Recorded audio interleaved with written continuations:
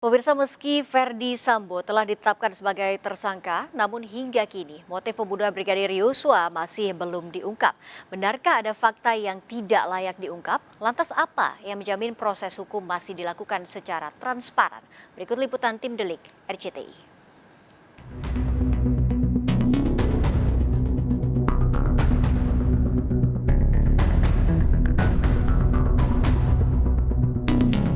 Pasca terkuaknya dalam pembunuhan Brigadir Nofriansyah Yosua Huta Barat atau Brigadir Joshua, pihak kepolisian kini masih terus mendalami motif pembunuhan.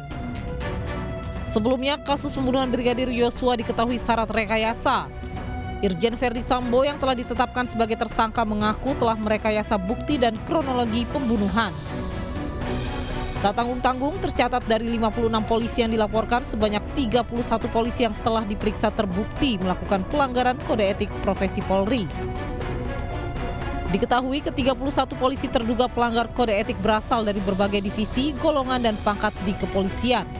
Perintah-perintah terhadap beberapa 31 orang dan yang sudah ditetapkan sebagai terperiksa, itu nanti didalami oleh Irsus.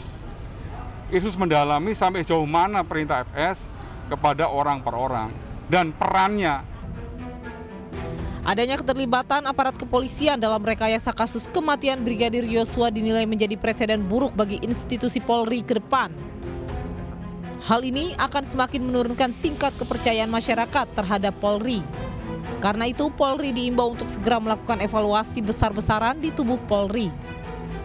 Iya, kalau kita lihat sebenarnya gini, ada sebuah peristiwa dengan berbagai kejanggalannya dan ada upaya menutupi perkara itu. Yang penting sebenarnya adalah orang-orang yang terlibat menutupi perkara yang sesungguhnya, mencoba menghilangkan barang bukti, mencoba mengaburkan peristiwa, harusnya dia ditindak bukan sekedar dengan kode etik. Ini kalau kita baca pasal 233 KUHP, ini bagian dari namanya obstruction of justice. Harusnya orang-orang ini juga dipidanakan. Kasus pembunuhan Brigadir Yosua seolah menjadi misteri yang tak terpecahkan. Meski Verdi Sambo telah mengaku sebagai inisiator dan pelaku utama pembunuhan, namun hingga kini motif pembunuhan Brigadir Yosua masih belum pasti. Termasuk dugaan terjadinya pelecehan yang terus diungkap Verdi Sambo kepada penyidik. Meski belakangan pihak penyidik akhirnya menyetop dugaan pelecehan dalam kasus ini. Kenapa Ibu Sambo itu dilibatkan di dalam narasi itu? Mungkin karena motif yang sebenarnya juga melibatkan Bu Sambo. Saya duga secara instingtif memang dilibatkan karena pada awalnya ada posisi atau ada peran ibu di dalam persoalan awalnya. Kasus yang menimpa Brigadir Yosua bisa saja menimpa siapapun ketika hukum hanya tunduk pada mereka yang berkuasa. Maka kebenaran pun dengan mudah dikesampingkan. Karena itu penanganan kasus ini pun akan menjadi pertaruhan citra Polri di mata masyarakat.